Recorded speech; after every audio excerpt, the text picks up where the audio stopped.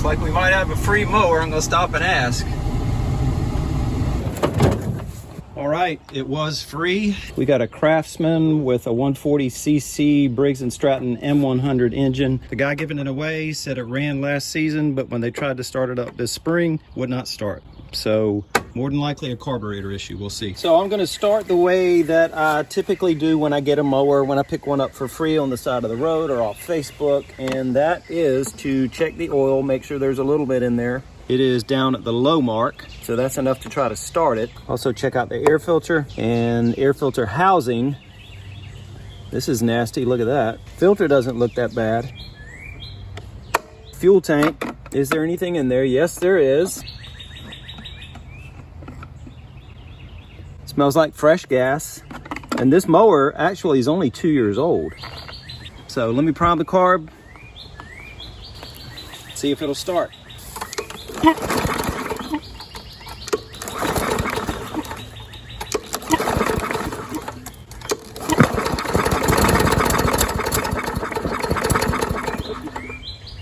All right, it's trying to. Let's try some starting fluid in the carb.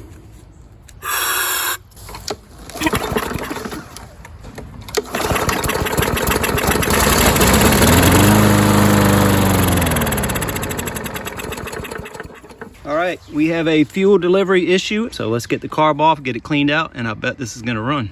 Before we take the carburetor off, I wanna drain the fuel out of the tank.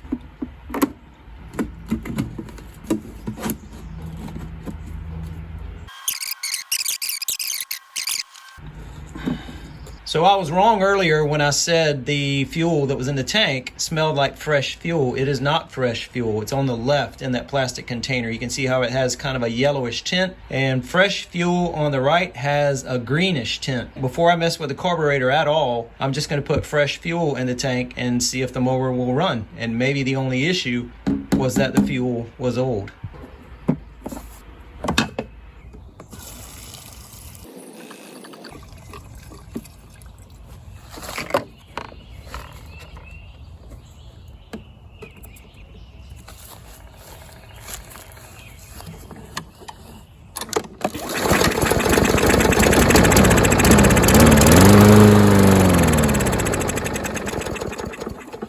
All right, even with fresh fuel,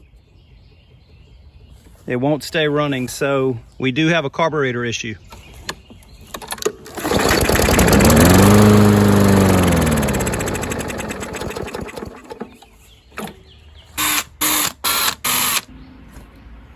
Now when I pull the carburetor off, there's an O-ring and a retaining ring. I want to be careful that I don't lose track of those.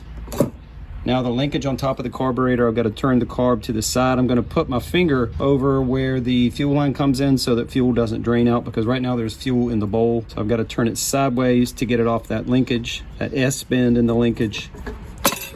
And here's the O-ring and the retaining ring, or the snap ring that I was talking about, that white ring. Make sure you keep track of those. Before I take the carburetor apart, I'm going to clean it off with some brake clean.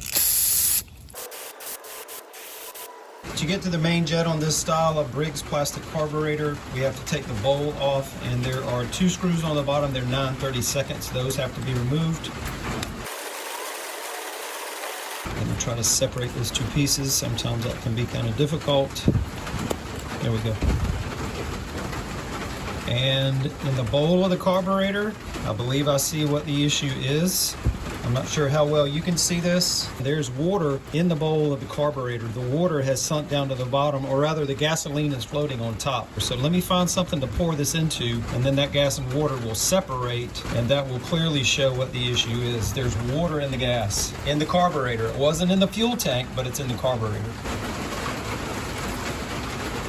It's been a few minutes, everything's settled out, and down in the bottom corner, that darker color, that is water. That would get picked up and fed into the carburetor, and the engine would not run correctly. So this is why that mower would not run well. This is why it was shutting off, and this is why they put it out by the curb and gave it away. So we'll clean the rest of the carb up, put it back together, and this engine's gonna run. On the carburetor, to remove the float and the needle valve, this pin needs to be pried up on each side.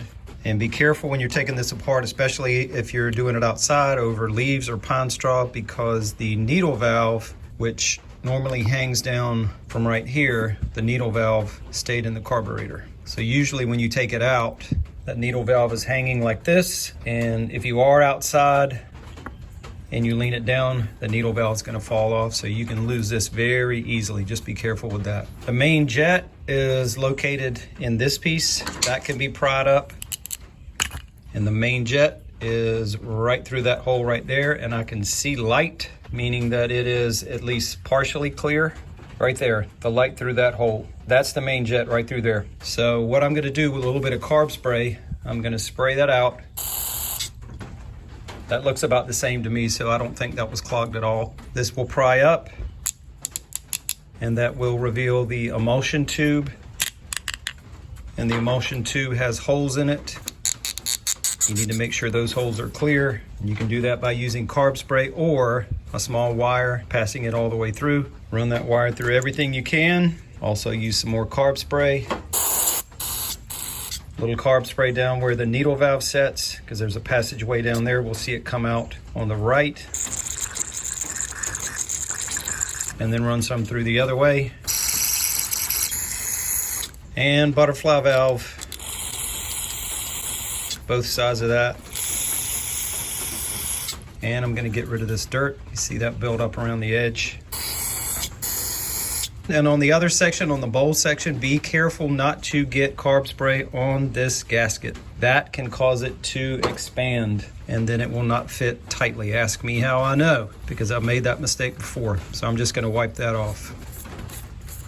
Now let's put it back together. This piece slides back over, and sometimes it's kind of difficult to get back on. Takes a lot of pressure, a lot of force. Right there. And now this piece back into the carb, and the O-ring goes towards the outside, and that just snaps in.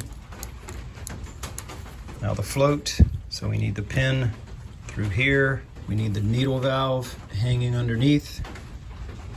And then the needle valve goes down into that hole, and snap the pin in on each side. Bowl goes back on, and this square section goes right over the main jet. That's the only way that it'll fit all the way down. So you can't put it on wrong, just don't force it if you have it in the wrong position. And now 2 screws back in. And this is going to be an easy fix on what is probably a $300 lawnmower. Here's a look down into the gas tank, and you can see some leaves down in there. So I'm gonna take it apart and wash this out, and also set the gap between the ignition coil and the flywheel. These are 5/16, and the gas tank just slides on. It's got some clips on the back. For the gap between the ignition coil and the flywheel, I have the magnets positioned just to the right of the ignition coil. You can see that socket sticking on there. I'm going to loosen these 2 1/4-inch screws or bolts that hold the ignition coil in place. I'm going to pull the coil away. This is a insert from a magazine. It's about the thickness of a business card. I'm going to put that between the ignition coil and the flywheel, and then I'm going to turn the flywheel so that the magnets come in front of the ignition coil, and we'll see the coil drawn in. See that side pop in. That one did as well. It wasn't as dramatic, wasn't as obvious. Now we'll tighten down those screws and remove the card. And if it won't come out very easily, just turn the flywheel as you're pulling the card out. Now we know a proper gap has been set between the ignition coil and the flywheel. Now we'll get the spark plug out, clean that.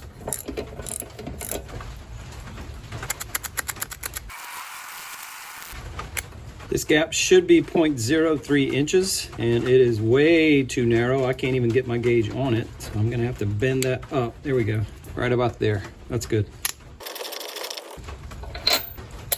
So reassembly is the reversal of removal, and the O-ring and snap ring, the one that I told you to keep track of, the O-ring goes on the carburetor. That goes on first at the opening where the butterfly valve is. So you put the O-ring in, and then that white retaining ring or snap ring, push that in, and that holds it in place. And now remember, I had to turn the carburetor to the side to get it off of the linkage, so I have to turn it sideways to get it back on the linkage, just like that. And then you just slide the carburetor back on, push it firmly to make sure it's all the way on. And that's it for the carb. And it's the next day because I got rained out last night and I got everything cleaned up last night before it rained, so it's all dry. Make sure this extension coming out the back of the air filter housing, make sure that goes into that breather hose.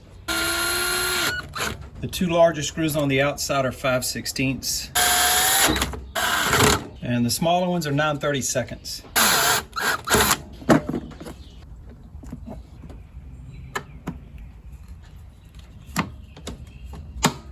This is silicone spray on the kill switch, also a little bit on the cable, and a little bit on the pull cord assembly.